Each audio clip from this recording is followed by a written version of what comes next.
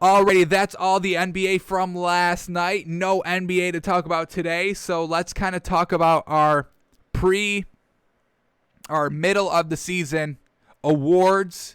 Let's see if we can get any great value here in the NBA. So let's go to game props or awards. Awards. Here we go.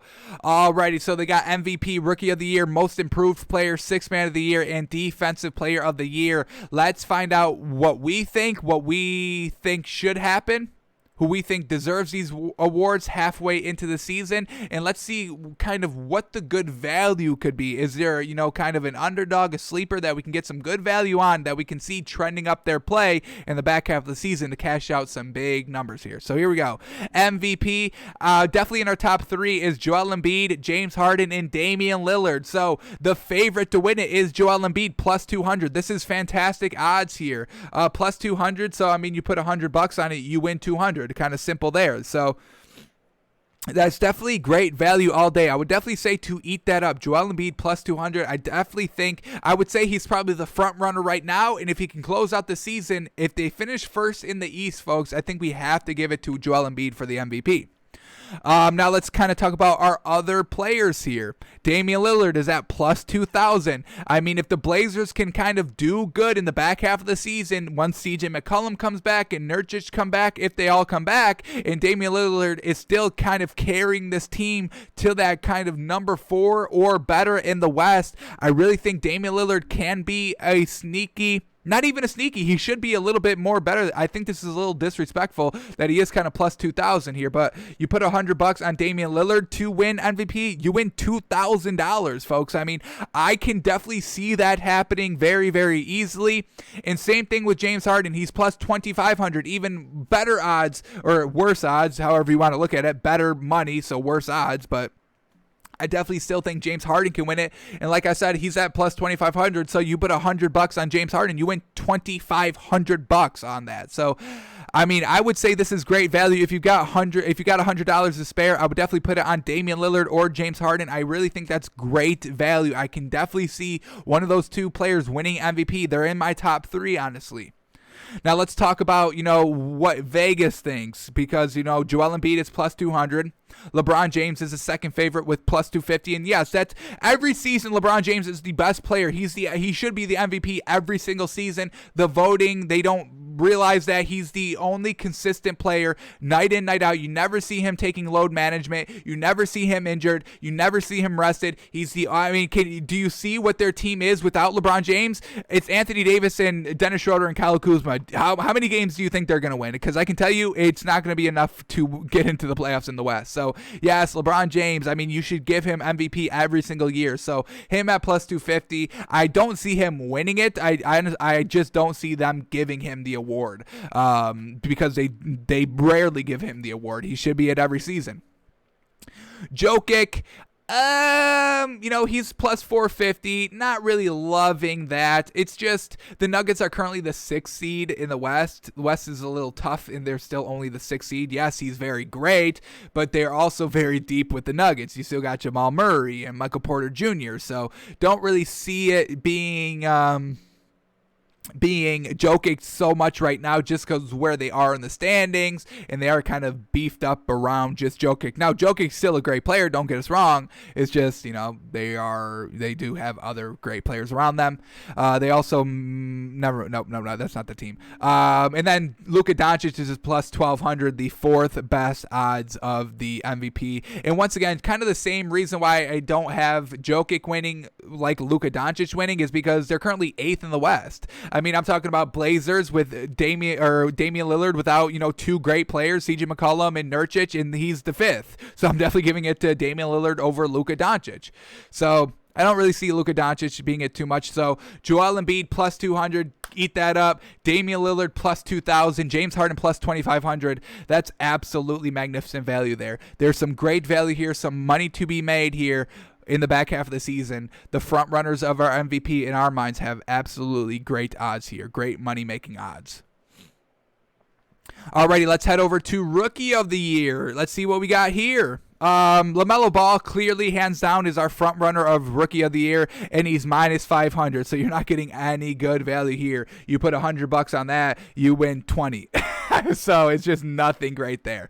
And now let's see if there's anybody good odds here. Tyrese Halliburton. He's not doing as much as LaMelo Ball. LaMelo Ball got promoted to the starting lineup. Tyrese Halliburton is still coming off the bench. Anthony Edwards, plus 1,000.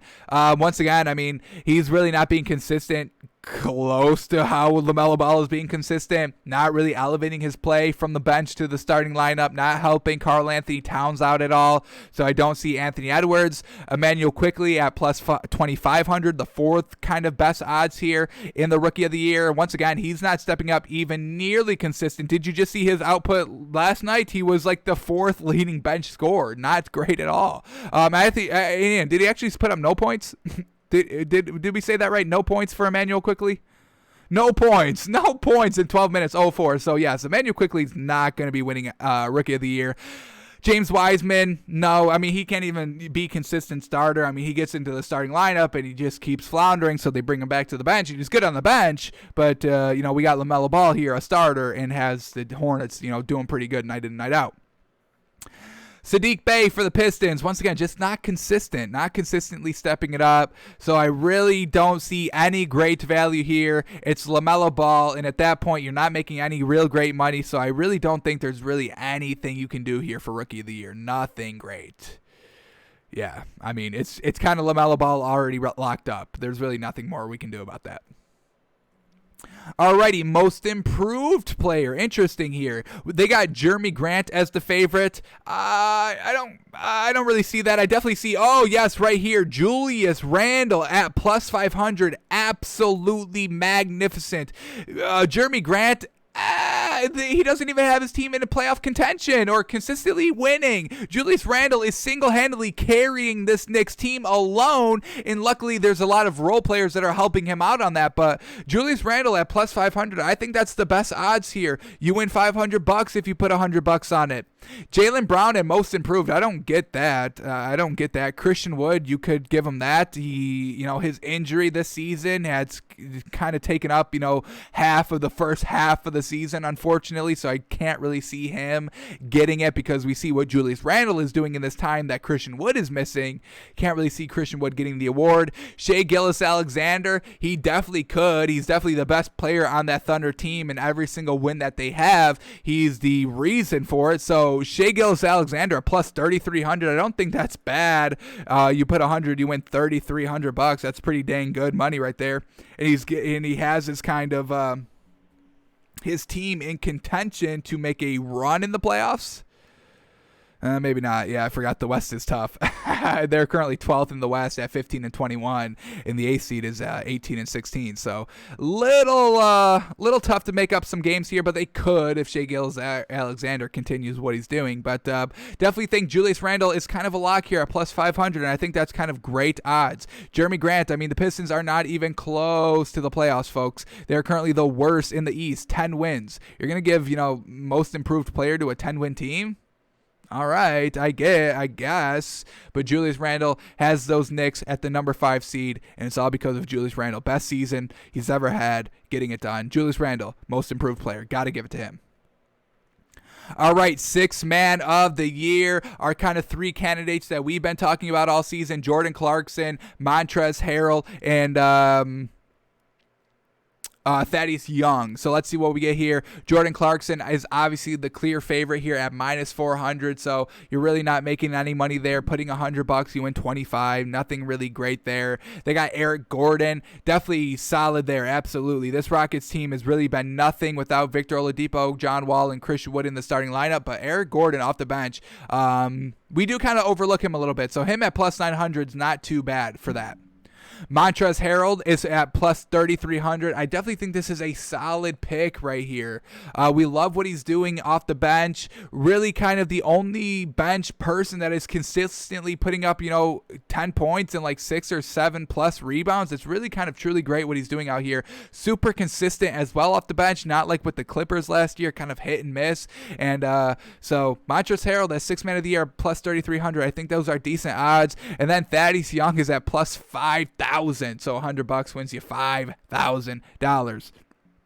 I mean, once again, just kind of decent value there. The only thing with that is that the Bulls need to kind of make it into the playoffs if Thaddeus Young wants a chance.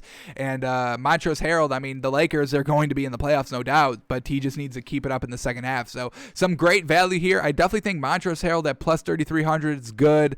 Jordan Clarkson seems to be the clear favorite. We'll see, but the Jazz have been kind of floundering a little bit this last week, 2 weeks of the season, losing so many games that they weren't really used to losing. So, Jordan Clarkson, if that trend of Jazz, going down in the second half of the season, Jordan Clarkson's not going to be in the Sixth Man of the Year category anymore, and Montrezl Harrell may rise because once the Lakers get AD back, they're going to be right back on track. So, Montrezl Harrell at plus 3,300, I think is great value. I truly do. Alrighty, and then the last category here for the first half of the season in the NBA, the Defensive Player of the Year, and here it is, Rudy Gobert at minus 200. He is the clear favorite, and I don't have a problem with that, but Rudy Gobert cannot defend the perimeter. That's why they always lose against the Nuggets, because he cannot guard Jokic, because Jokic extends the floor to the three-point line, and that's where Rudy Gobert flounders a little bit. Every step he gets away from the basket, he gets a little bit worse and worse and worse and worse a little bit at the defensive end. Now, I think Ben Simmons is hands down the best defensive player there is right now, and he's at plus 225. So put $100 on it, you win $225. Not bad there. So I definitely think this is the best value here at Ben Simmons plus 225. I see him single-handedly winning Defensive Player of the Year. I mean, folks, he's helping the 76ers be the number one seed in the East, and if they can kind of keep out and beat out the Nets in the back half of the season, I definitely give Joel Embiid the MVP, and I give Ben Simmons Defensive Player of the Year, because all we've been hearing about the last 3 seasons is Joel Embiid and Ben Simmons cannot play together, but this season they're making it work, and it's because Joel Embiid is being the primary offensive scorer and Ben Simmons is being the primary defender for the entire squad, and it's working. They're 24-12 at the break. Yes, sir.